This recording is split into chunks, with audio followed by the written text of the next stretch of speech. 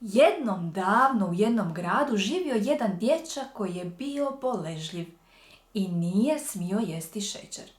Mama mu je stalno govorila, ne smiješ jesti šećer, ne smiješ jesti šećer, ali dijete nikako poslušat. I ona tako razmišljala što će i kako će, pa mu je prijetila prstom, pa mu je prijetila kaznama, ali dijete, bilo lijepo, bilo strogo, nikako nije htjelo prestati jesti šećer.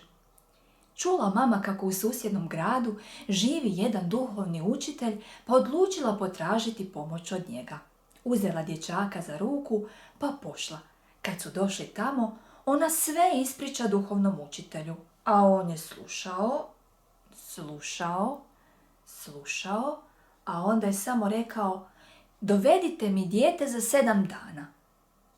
Prošlo 7 dana, mama opet pošla s djetetom tamo, oni tamo, a duhovni učitelj okrene se dječaku, pa mu mirnim glasom kaže, sinko, od danas više ne smiješ jesti šećer. A dijete kao i stopa, dobro, neću.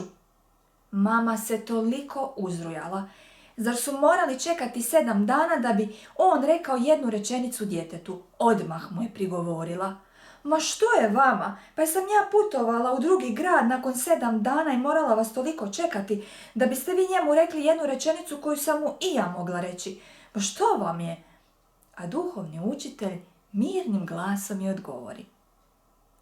Prije 7 dana i sam jeo šećer, pa mu nisam mogao govoriti da radi nešto čega se ni sam ne pridržavam. Ovih 7 dana i ja sam prestao jesti šećer. Ne znam što je poslije bilo i kako je mama reagirala na ovo, ali vjerujem da je duhovni učitelj dao mami dobru pouku, da mora pokazivati djelima, a ne riječima. Dragi moji pratitelji, evo jedna kratka priča za vas koju sam pronašla u jednoj knjižici, u knjižici Priče za razmišljanje koju sam dobila od jedne drage kolegice koja je profesorica hrvatskog jezika i ona je sa svojim učenicima tako skupila te mudre priče i ova priča nalazi se pod naslovom Autoritet.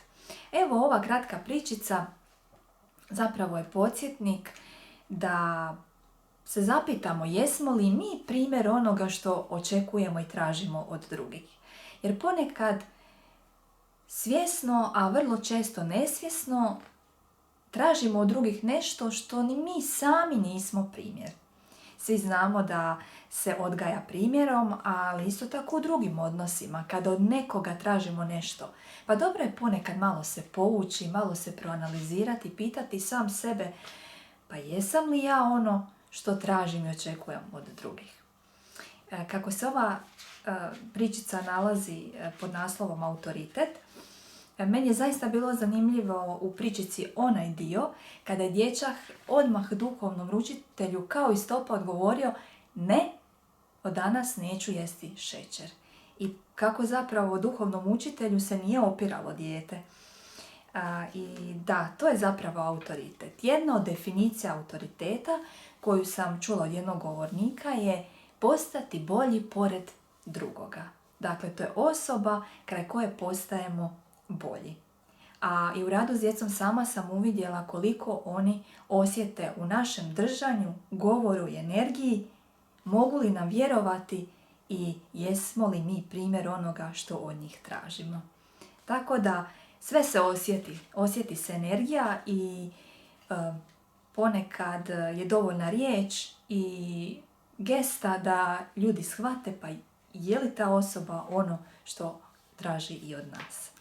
Evo, neka vam je lijep produženi vikend koji je ispred nas. Ova je kratka priča s kojom sam vam htjela malo uljepšati ovaj tjedan. Eto, dragi moji, sljedeći tjedan nova priča. Hvala vam što ste ovdje. Ako vam se sviđa, naravno lajkić i pretplatite se ako još niste, jer na ovom kanalu čekaju vas samo dobre priče. Pretplatite se na mudrost, pretplatite se na Artemisiju. Bok!